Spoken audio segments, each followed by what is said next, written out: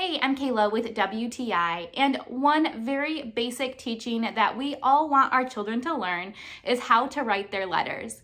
This wood tracing board has been a great tool to help my son practice writing his letters.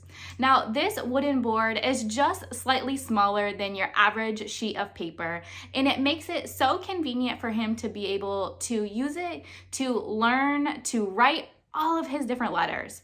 I really like that this has both lowercase and uppercase so that he can practice both types of letters and become familiar with them. It also comes with directed letter cards that help your child to know how exactly they're supposed to write the letter.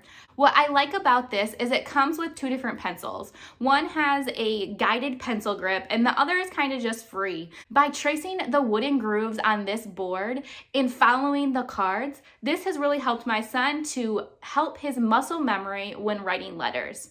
This wooden tracing board is a great tool for any little ones that are just starting to write their letters or maybe just need a little bit more practice. But that's just our point of view.